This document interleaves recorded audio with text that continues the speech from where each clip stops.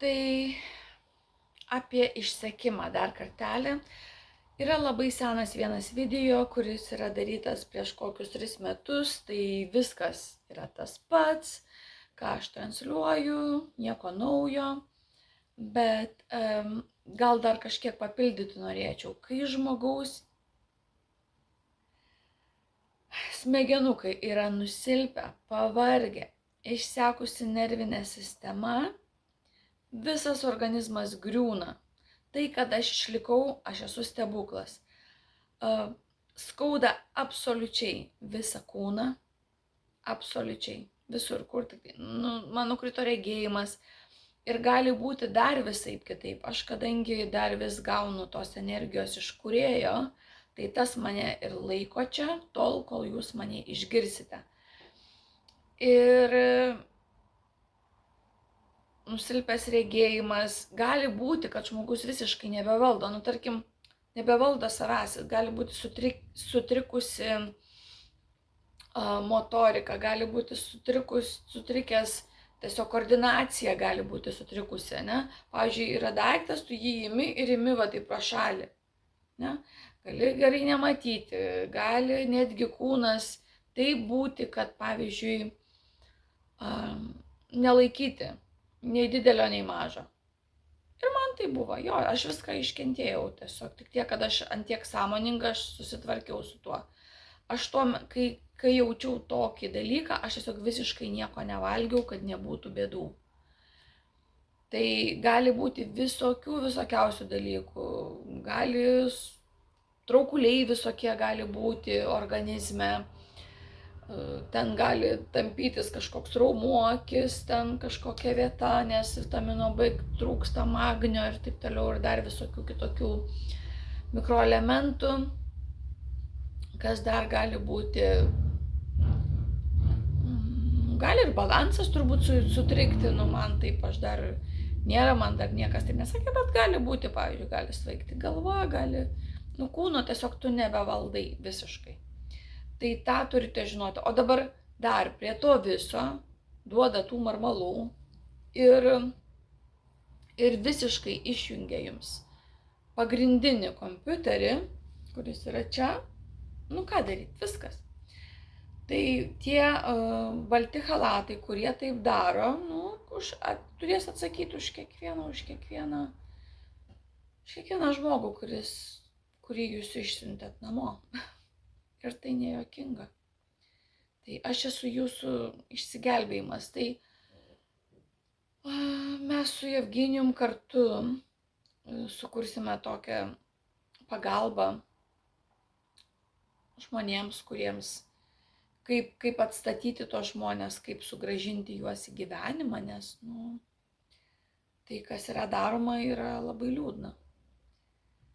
Ir iš to, būtent dėl to turbūt kūrėjas ir planuoja visą tą šalį paskandinti, kaip aš sakiau, po manęs nors ir tvanas, dėl to, kad ten turbūt kas antras žmogus turi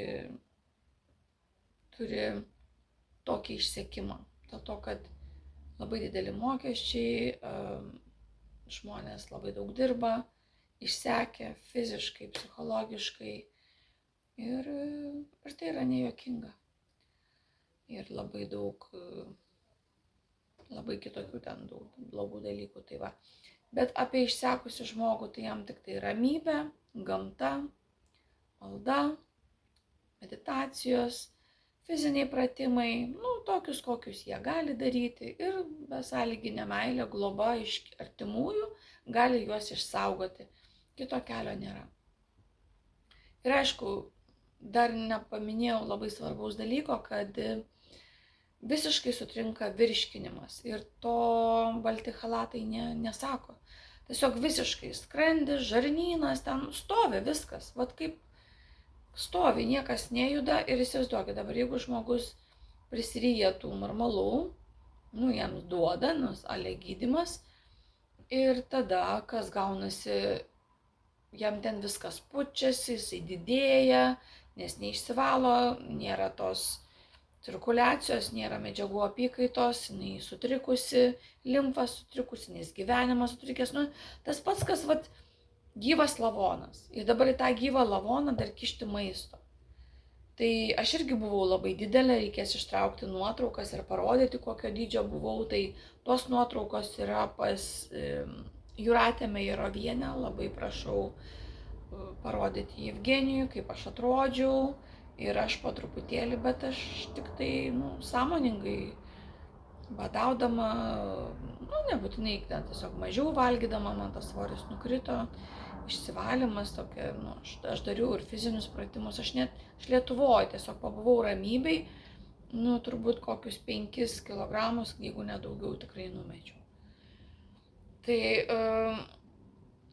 tai va taip, ir dar visokių dalykų, turbūt kitiems žmonėms gali būti kitokie požymiai, kitokie sutrikimai. Čia aš kalbu tai, kas buvo man, aš kalbu apie tai, ką aš mačiau kitiems žmonėms. Aišku, nemiga, tada jau visos baimės, depresijos, tada panikos atakos, viskas yra iš ten. O iš tikrųjų, panikos ataka, reikia nugalėti šitą baimę, susitvarkyti, o kas yra, o dėl ko yra, kodėl ta situacija yra pas mane. Ir būtinai, kad atsirastų žmogus, kuris globoja, kuris besąlygiškai myli. Jeigu nei vienam žmogui šita siela yra nereikalinga, ji išeina. Ir dabar nuo jūsų priklausys, ar aš liksiu ar ne. Nuo Jevgenijaus, ar jisai gelbės ar ne. Tai jeigu jūs skambinsite jam, tai aš būsiu išgelbėta. Jeigu jūs neskambinsite jam, tai aš išeisiu. Tai, bet viskas yra tvarkoj. Svarbiausia, kad mane išgirstumėt. Tai daug tokių dalykų, galbūt kažko nepaminėjau. Aišku, gali būti ten po to jau, kai labai žemyn, ta siela, jau vibracijos, tos energija žemyn, tai gali būti ir apsėdimas, kada kita siela, tai demonai įsikūnija į tavo kūną, tai ir vadinama šizofrenija.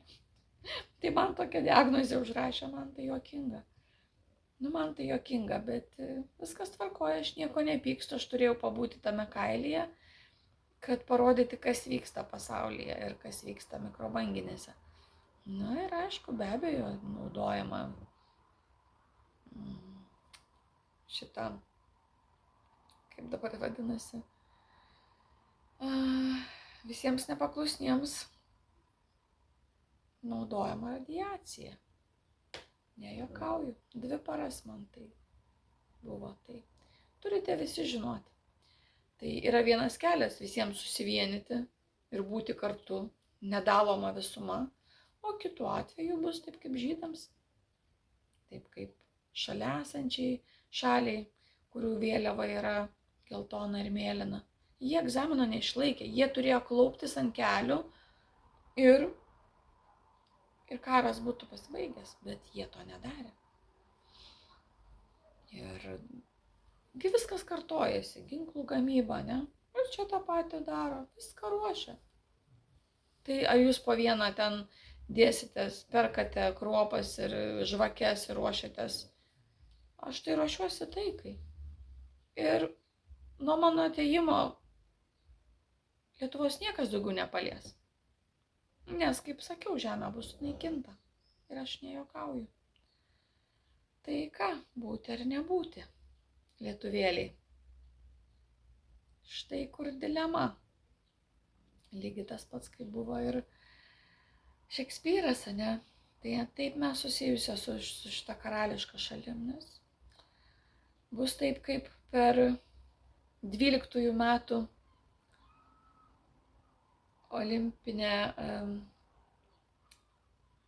olimpinės varžybos atidarymas, kai buvo, ne? Karalienė ir Džeimsas Bondas. Tai grybauju vienu žodžiu nuo požymių iki kitokių dalykų, bet viskas taip susiję ir tiek aš daug turiu visko pasakyti, kad man kartais trūksta tų pačių video ir aš vis kažkur kažką įterpiu. Su meile, kaip visada. Iš viso širdies. Tik dėl jūsų.